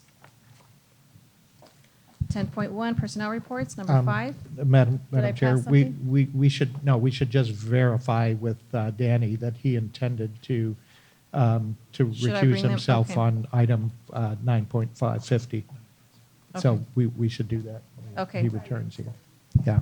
We were trying to tell you you need to recuse on 9.50 as well. Is that your intention? So 9.0, That's fine. 9.50, we added that as well because we imagined that you wanted to be recused. Okay. Okay, great. Let me head down, 10.0, 10.1, personnel report, number 5, dated September 4th, 2018. Dr. Wiseman, As presented. I need a motion. Any discussion? Now let's go ahead and call for the vote. All those in favor say aye. All those opposed say nay. Okay, motion carried. 10.2, ratification of memorandum of understanding between San Bernardino City Unified School District and certain charter schools for police services. Is there any discussion? Well, can I have a motion? Second. Okay, is there any discussion? Now let's go ahead and call for the vote. All those in favor say aye. Aye. All those opposed say nay. Okay, motion carried. Page, I'm sorry, I'm on my computer, so it takes a little longer. Okay, 10.3, resolution approving the implementation of the pre-qualification of construction contractors in compliance with Public Contract Code Sections 20111.5 and 20111.6. Can I have a motion? And let me go ahead and read this that's highlighted. So it says, be resolved that the Board of Education accepts and acknowledges that construction contracts awarded on and after January the 1st, 2019, and until January the 1st, 2024, requires school districts with an average daily attendance over 2,500 to pre-qualify bidders for public works projects that use funds received pursuant to the Leroy F. Green School Facilities Act of 1998 and/or funds from any future state school bond on projects estimated at $1 million or more, and requires school districts to adopt and apply a uniform system of rating bidders on the basis of the completed pre-qualification questionnaires and financial statements in order to determine the size of the contracts upon which each bidder shall be deemed qualified to bid. So. Madam President, just, yes. I know I talked to Mr. Christakis. I had one of the local vendors concerned about working with you guys on a process to ensure that some of the small businesses could get some of the contracts. So on these contracts, so the RFPs, we can include more of the local. This has to be very level as to the qualifications. This really asks about their financials, their insurance, understand and all that, that, yeah. but we do reach out. Okay. We do that. Thank you. Okay, let me go ahead and call for the vote. All those in favor say aye. Aye. All those Aye. opposed say nay. Motion carried. Let's go to 10.4, which is amendments to Board Policy 1330, Civic Center Act, first reading. Any discussion? Can I have a motion? Okay, discussion? Dr. Flores? Yes, I just wanted to share with the board that Dr. Wyatt and I met with Tom Pace and can't remember who else. Yeah, Joe. And Joe. And so we went through it. But I had a question, or I wanted to add on page, let's see, what page is that? On page 40, number 5, it said public agencies and public affairs groups use civic nonprofit organizations, use by civic nonprofit organizations and service groups. And public agencies are also community colleges and higher education institutions. So I wanted to add, because I know that Valley is using our rooms, right, to do community college classes. So I would like to add, and community colleges, and community colleges and higher education institutions, if Cal State ever wants to use our facilities. So I would like to add that. Did you get that, Karen? Okay, good. Okay, great. And then, Mr. Tillman, you had another comment? Yeah, I think a lot of times I have a concern that we have just huge stacks of policies, but it's one thing to have a policy and then have it actually acted on. And just for the record, I want to read what this says. It says, use of facilities and grounds. The management, direction, and control of school facilities and grounds is vested in the board, which may grant the use of local facilities and grounds as a civic center upon the terms and conditions set forth in this policy and accompanying administrative regulation. The board believes that school facilities and grounds are a vital community resource which should be used to foster community development. Therefore, the board authorizes the use of school facility and grounds by the community for purposes specified in the Civic Center Act, to the extent that such use does not interfere with school activities or other school-related uses. The district may allow the use of facility and grounds in accordance with the provisions. And that's something that a lot of our athletic directors and our principals do not accept. If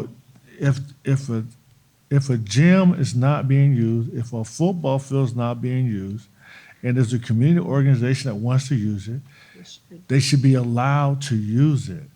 And that's not the norm right now. It's like pulling teeth to have principals and athletic directors understand that it's a good thing for the community to use our facilities. And based on this law, once we allow them to use facilities, we can't dictate what they do with the facilities. But it's just a shame to see nonprofits that spend money. Dignity Health is a perfect example. Spend money, invest in a program to have young people go into a gym every Saturday night when no one's using the gym, but the site doesn't want them to use it. It doesn't make any sense. So somehow the message has to go out to our district staff that this is something that the board wholeheartedly supports. It has to, so it shouldn't, I shouldn't get this many calls from people who are telling me that, we want to use the facilities and we're being told that we can't because the site is using them 24 hours a day. And we know it's not the case. Thank you, Mr. Tillman. Mr. Gallo? Yes, and this was part, as some of you may recall, of our original strategic plan when we put that together and kind of developed our shared vision. One of our shared vision, our components of our shared vision, was that our district and its facilities and its resources would be used to help build the economic health of this community, the job base of this community, our student population and their parents, and be used as a community resource. I mean, this is in a number of our strategic planning elements. And in fact, it's a main part of our community engagement strategy. It's what was the community engagement strategy was born from, was this whole recognition. So, yeah, I wholeheartedly agree, Mr. Trollman, and I know the board is, I'm not sure any of us at the table, including administration, is averse to this. In fact, administration is bringing us the policy, so, and making a recommendation to approve it. So, you know, I think we just need to communicate it downstream and throughout the community, quite frankly. And, you know, we want responsible use. We don't want to damage our facilities and all of this kind of stuff, but I'm sure we'll put in appropriate measures that ensure our facilities will be maintained and kept secure and, you know, free of vandalism and other safety risks, et cetera. So, Right. you know, given that, I would, you know, I think that's a qualifier here, so. Okay, great, thank you. And then Dr. Volkemer? Thank you, President Medina. We'll actually be sending that message on September 12th. We have a site leaders meeting that day, and we've asked that principals and their VPs in charge of facilities and their athletic directors attend a luncheon meeting after the site leaders meeting to talk about the enactment of this policy, That's great. what it means, and what the board's intentions are. So we'll be sending that message just next week. Thank you. Okay, I'll go ahead and call for the vote. All those in favor say aye. All those Aye. opposed say nay. Motion carried. Let's go to 10.5, San Bernardino City Unified School District Resolution for Exemption to the Separation from Service Requirements pursuant to Section 24214.5 or 26812 of the Education Code. Mario Martinez. So moved. Any discussion? Now let's go ahead and call for the vote. All those in favor say aye. Aye. Aye. All those opposed say nay. Okay, motion carried. Let's go to 10.6, San Bernardino City Unified School District Resolution for Exemption of the Separation from Service Requirement pursuant to Section 24214.5 or 26812 of the Education Code. Hershey McChesney? Chesney? Okay. Can I have a motion? So moved. Second. Any discussion? If not, let's call for the vote. All those in favor say aye. Aye. All those opposed say nay. And actually, I'm supposed to read this. Be it resolved that the Board of Education approves the exemption of the separation from service requirement for retired administrative coach of instruction, Hershey McChesney. No, Martha Servin. So then now Martha Servin, 10.7, San Bernardino City Unified School District Resolution for Exemption to the separation from service requirement pursuant to Section 24214.5 or 26812 of the Education Code. Martha Servin. So moved. Any discussion? Now let's go ahead and call for the vote. All those in favor say aye. Aye. All those opposed say nay. Okay, motion carried. And then let me read this again. This part is be resolved that the Board of Education approves the exemption of the separation from service requirement for retired elementary principal Martha Servin. We will definitely be missing her. 10.8, Board Ongoing Initiatives. Can I have a motion? So moved. Okay. Second. Any discussion? Now let's go ahead and call for the vote. All those in favor say aye. Aye. Aye. All those opposed say nay. Okay, motion carried. 10.9, Board Top 10. Second. Okay, any discussion? Now let's go ahead and call for the vote. All those in favor say aye. Aye. All those opposed say nay. Motion carried. 10.10, Board Follow-Up. Can I have a motion? So moved. Is there a s- Second. Okay. Any discussion? Okay, let's go ahead and call for the vote. All those in favor say aye. Aye. All those opposed say nay. Okay, motion carried. 10.11, So future moved. agenda items. Okay. Second. Okay, any discussion? Now let's go ahead and call for the vote. All those in favor say aye. Aye. Aye. All those opposed say nay. Motion carried. 11.0, summary of board requests. And then Dr. Wiseman will be presenting that. All right, Dr. Volkemer, some big shoes to fill here. All right, Board, I tried to capture all of the requests through the meeting. We'll start. Dr. Flores, during public comments, requested that the district explore the aviation Tuskegee program and provide information to schools. Mr. Gallo, with respect to the community report card, there was a request to possibly mail home student report cards to or mail home the community report card to students, so we'll explore that. Mr. Tillman talked about being able to really dig deeper with the data, maybe have it to where there's on the website, you have a QR code or something on it. And also, there was a lot of discussion in regards to communicating key dates with our families, key dates as well as programs, services at each of our schools. Both Dr. Flores as well as Dr. Hill was requesting more time to review the community report card. Dr. Volkemer did share with the board that within the next couple weeks to send some feedback and input to Linda for review. Dr. Hill and Mr. Tillman also stressed the importance of celebrating and branding our schools, our students, the success stories of those that leave our high schools. Dr. Wyatt talked about exploring changing the name away from community report card, and then also some additional education for our families around the new accountability model and the icons. Our student board members requested that we ensure that our students are all aware of the progress of each of our schools as well as our district.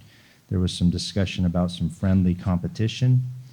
Mrs. Medina talked about displaying flyers that we send out to the families. So beginning next board meeting, we'll have some flyers and some tables with those, the information laid out. And then also Mrs. Medina talked about our message to whatever population, whether it's students, families, staff, we want to make sure that the language is appropriate for the audience. Mr. Gallo requested some information on the overview of successes and areas of growth for our summer internship program for our special education students. Mrs. Rogers inquired on ethnic studies courses. There's going to be a follow-up from Educational Services, as well as some information on the Assembly bill regarding underperforming student groups, and there's going to be some follow-up. There was also discussion on transitional programs. Dr. Mitchell shared that we currently have information that's come to the board about our 8th to 9th grade, and then we're going to explore 6th to 7th grade and provide that information. Dr. Flores requested that we agendize a discussion around adding more counselors at our high schools, and there was a reference to AB 2735. And Dr. Flores, with respect to the action item 10.4, requested that we add community colleges and higher education institutions. And then lastly, both Mr. Tillman and Mr. Gallo wanted to ensure that we communicate with our school sites and the leadership, our athletic directors, that we need to allow the community, pursuant to any board policy as well as laws, to utilize our facilities. So, board, I hope I captured everything. All right, Dr. Flores? I also added that given that we have the new elevation tool, that we could monitor our kids' EL growth. I also would like to emphasize, I don't know how we do it, but also display our Footsteps to Brilliance growth and have competition between our schools. I'm still concerned with math. I'm still concerned with our EL. I don't know how we're going to do it, but you know, how I want to show how we're growing. We need to show our parents how our kids are growing. All right. Thank you. Thank you, Dr. Flores. Mr. Gallo? Yeah, part of my comments was to really think about this element, what we're thinking about with this community report card or whatever we end up talking about it, as a broader part of a communication strategy that the district's putting out. A purpose, what the intent of the communication is, you know, and be strategic about it, about every communication methodology, not only efficient, that I think we could use our current, you know, web-based systems and, you know, student-based systems and apps and things like that. I think integration of this as part of a context of an overall communication strategy and then you can get this is part of a tactical implementation plan of a strategy. So I think I'd like to make sure it's done in that context, and I'm not sure we've ever really had a discussion about our communication strategy per se.